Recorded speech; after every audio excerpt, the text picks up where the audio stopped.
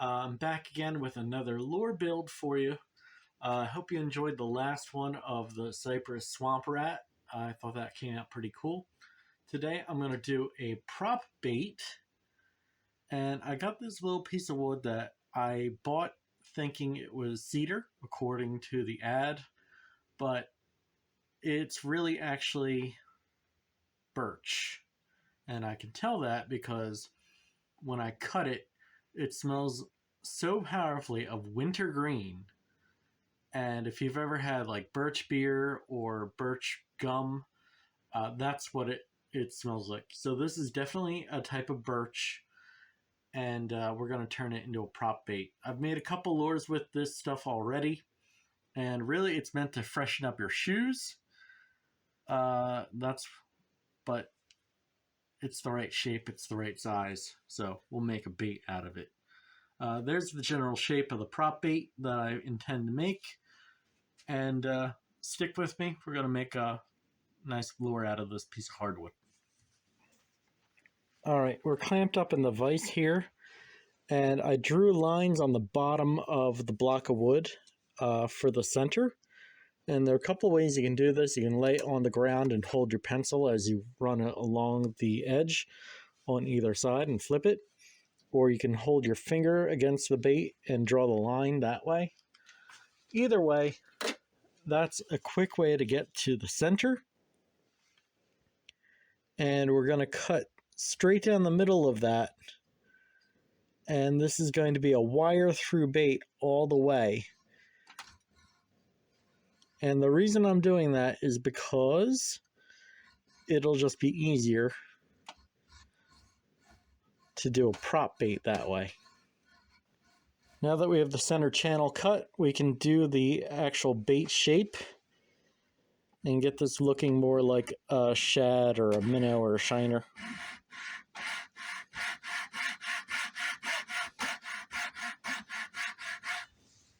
As hardwoods go, birch is fairly easy to saw through, and it has that wintergreen smell to it when you cut it. Like I said before, my entire garage smells like this wood right now. I've drawn some lines to cut out more shape to the bait, and we'll get that looking better here in just a moment.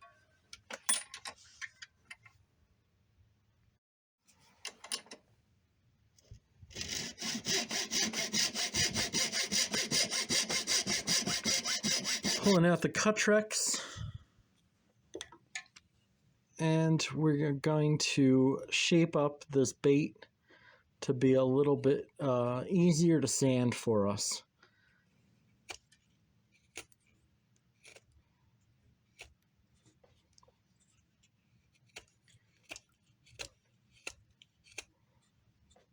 See how it's not quite even there?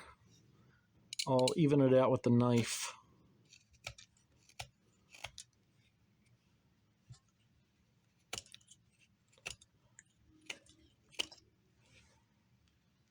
Looking better already.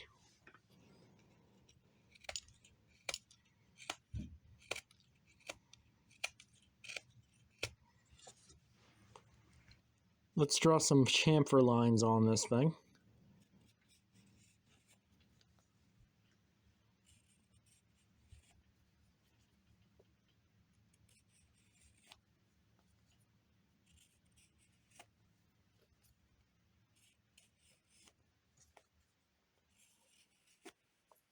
Now I don't have to cut all this off, but it gives me a good guide as to where I want to put my knife and cut off the edges, so make the bait a little more round.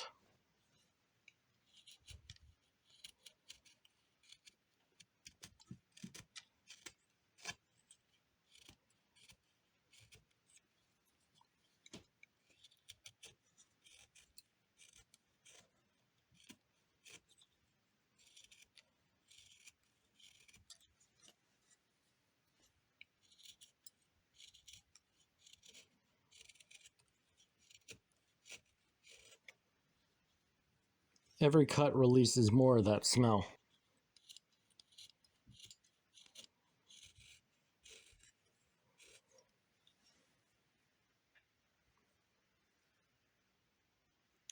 All right, ready for sanding.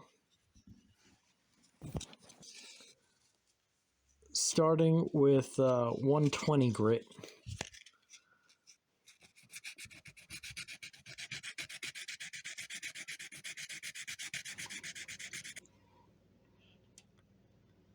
All right, so we're sanded smooth, and no one really respects a bait until they've hand sanded something down to this level. If you're a bait maker, you know exactly what I mean. If you're not a bait maker, pick up a piece of sandpaper and go to town on a piece of birch for a while, and you'll find out what I mean.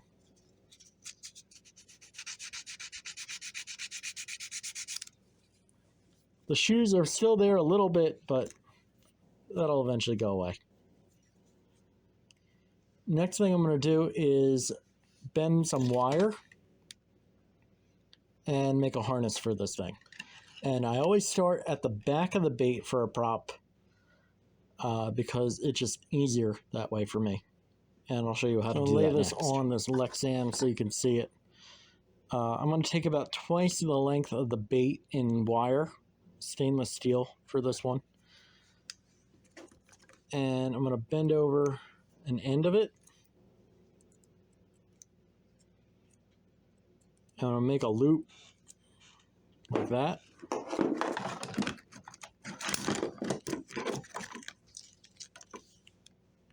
Going to put it in the vice grip.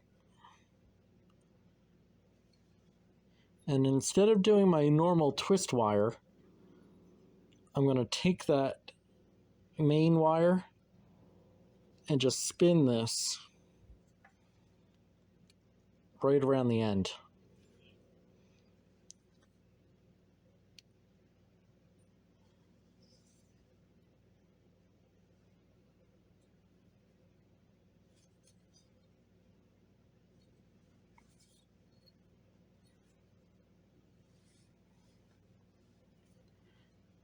And I'm going to cut off that tag and go get some more hardware for the prop bait. For prop bait hardware, you could use beads or these little cups that come on some of the older school baits. It's just a half circle of stainless steel with a hole drilled in the middle of it. And of course you need a propeller. So I've got my prop bait hardware here, and I've got my wire. And what I want to do is put the hardware on first. This is a half circle made of stainless steel. I have a bead, and then of course my prop. This prop is about 1 inch. I like the 1.5 inch, but I think this one will fit on the bait that I made a little better. And you can do a combination of these little cups and beads, or just 2 beads or 2 cups. Really up to you. So I'll put my cup on, put my prop on,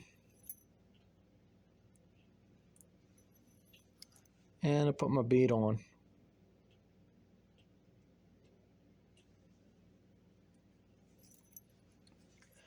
And most importantly, you want to make sure that the prop will spin freely. If it doesn't spin freely,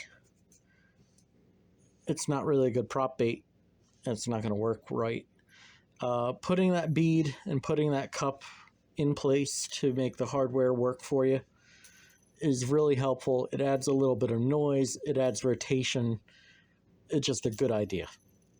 I skipped a little step here for you just to save some time in the video, but I bent up the wire to be the right length for the bait, and I noted where my hook hanger is going to be and where my line tie is going to be. And the reason why I did that is because you want the weight to be in the front of a prop bait. And the reason why you want it in the front and not the back is because the back is so thin that the propeller and the hook will actually pull that tail down back into the water, and you need weight in the front to counter that.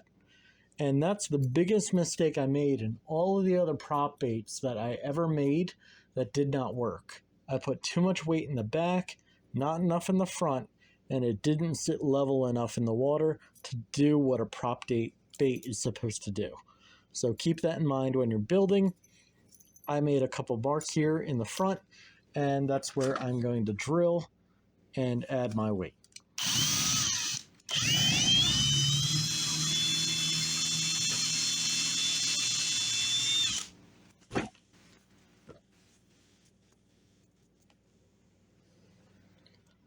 So we've got our wire harness in, propeller spins freely. Time for our baking soda and super glue.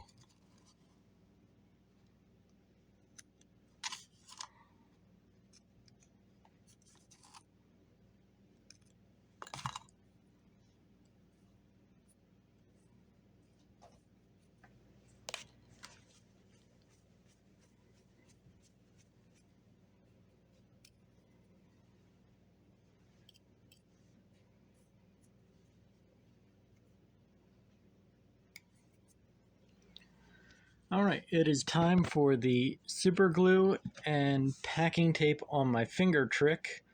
I'm going to put the super glue on the bait and then rub it in with the packing tape on my finger. That way I don't get any of the glue on my finger and the glue doesn't stick to the packing tape, and it'll just rub right into that wood grain and make this bait look really nice.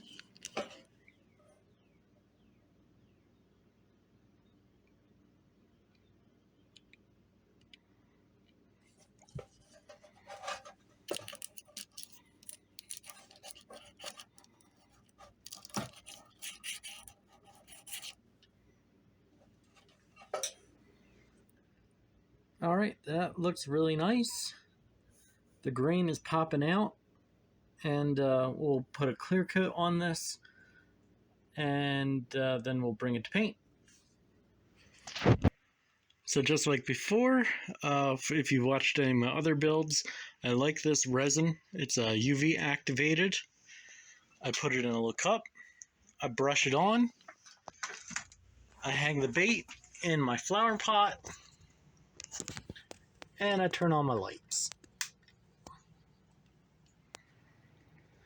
So it is the end of May, almost June, and I'm drinking a hot cup of tea just to stay warm in the garage because it is so cold and rainy out. Got that ginger cayenne peach. Tastes good. Let's get back to the bait making. And where I last left you off, we're putting this in the UV coat to get that wood grain to pop. And I went ahead and painted the belly white. You didn't need to watch me do that. I just did it. And I'm going to finish this off with a sparkle, maybe. We'll see how it goes. Watch this. Let me get this out of the way. I don't know what kind of fever dream I was having when I made this, but that's something. So we're going to work on the glitter on the bottom first. And why not go a little crazy? We'll hit it with that old Vallejo Shifters green, silver, blue, but really it's like a bronzy orange.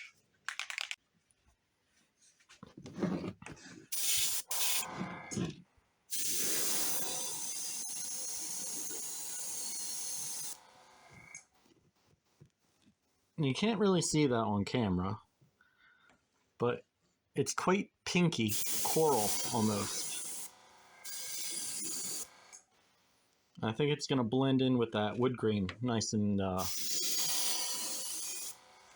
easy.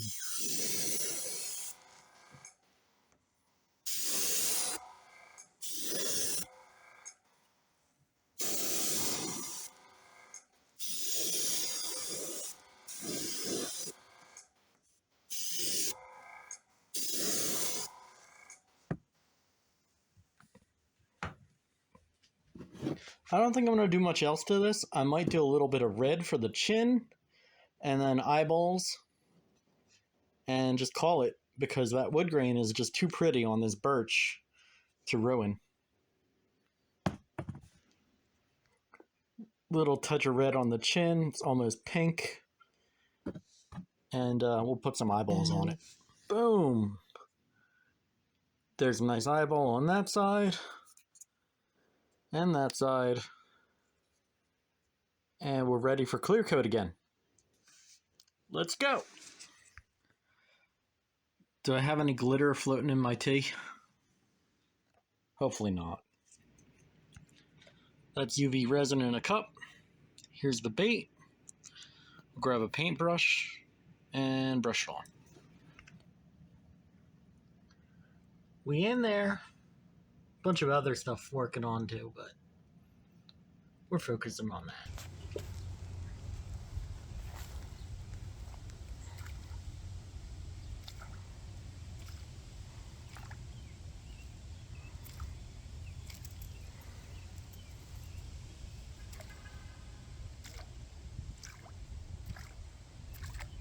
So there's the finished build of the prop bait, and it darts very, very well. It is not my favorite action of a prop bait that I've ever made, but it's a great ripper for if you have windy conditions. I think it'll catch fish. So what do you want to see me build next? Let me know in the comments. Thanks for watching.